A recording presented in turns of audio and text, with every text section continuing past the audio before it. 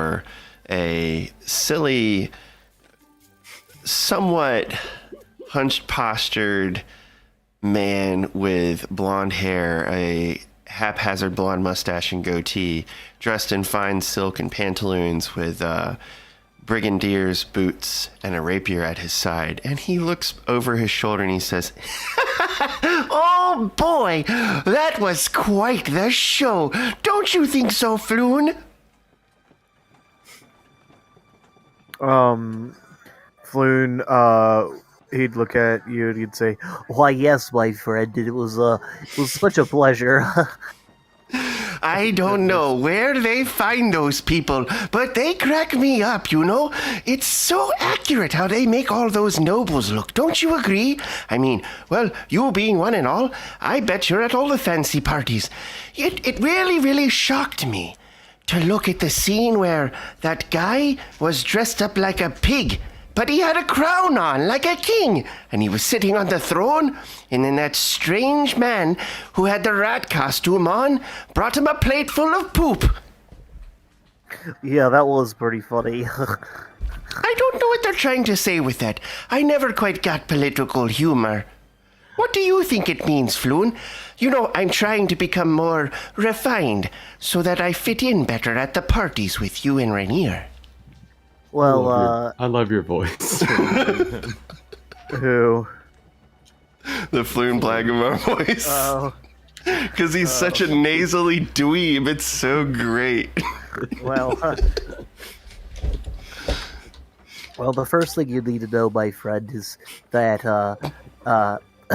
when they're talking about serving a big old plate of hot steamy shit to the political figure, that's just a complete mocking of the taxing that they do to all of us, even as citizens. I mean, who in their right mind is going to think that it's okay? I mean, if you clearly saw in the beginning of the play, I mean, I think it was like chapter 1 in like scene 3. Okay, the one man, the captain of the guard, was in cahoots with the lady down the street, starts going into detail about just like the nuances of the political structure of Waterdeep and all this stuff, and he's just talking your ear off about it, and he's like going in and he's like, yeah, it's just mostly just having dinners with other officials and things like that, just kind of keeping up the social standards and everything. Well, Jacquimo takes a bow and pats Floon on the back, and he says, "Well, please don't take offense at me saying this, Floon, because I might."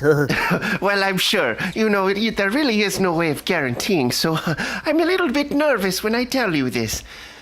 I didn't like you at first, and I don't think that that's something you were unaware of. You didn't like me? What do you mean you didn't like me? What's not to like? Oh, look at me. Look at me. Well, he puffs up his chest and flicks his hair back and rolls his head back and forth, kind of doing this weird head bob. I grab his shoulders and fluff up his shoulders and dust off his chest. You don't even have to do that. It's it's like this weird breeze comes through and blows his hair, and it's like one of those cologne commercial situations. Oh, that's awesome. Okay, where it's natural, just the ambiance of him just regally looking off into the distance. He's Old Spiced. Yeah, he's literally Old Spiced. They Old Spiced him. Yeah. So look at me, now I'm on a horse. Boom, now I'm on a motorcycle. Boom, now I'm in Tahiti. No, so when I see this, this is the first time ever, and Jacquimo will actually be impressed with his panache, as you would say, DM. Mm-hmm. And so I kind of lean back and I'm like, "Oh, well, you've really pulled yourself together." Oh, man, we have the best times. Well, anyway, feel free to hang out, but I'm going to find the others. I don't think we have anything private we need to talk about. Unless, of course, you want to sit in and listen to our plans about how we looking to tackle them. Actually, I do have a question for you. Sure, go ahead, my friend. You just got done saying you didn't like me in the beginning, and you're still not explaining it. It's kind of upsetting, Jacquimo. I mean, come on, man. Well, you see, that was a long time ago, before I really got to know you. You remember when I scolded you because I said that you were using Rainier for his money? Well, yeah. Well, that's kind of what I meant, because, well, at first it sort of seemed like he was paying for everything. And now that I hang out with you more, it seems a little bit more like a give and take. Well, thank you for buying those drinks at the theater, by the way. Oh, you're welcome. Certainly. Well, like I said, Floon, I'm going to go find Lesra.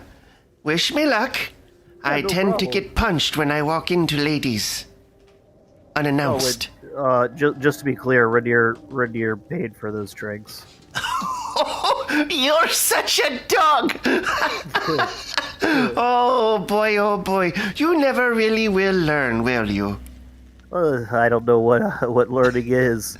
So, I mean, hey, just do what you do best. But anyway, I gotta go. I hear there's a few bars that are still open late. Well- staying late open tonight, and I've got to do my rounds. Well, of course. And we plan on going down the yawning portal later this evening, hopefully. So, I'll be there if later. you're there doing the circuit, we'll say hello before we take the elevator way down. Yeah, okay.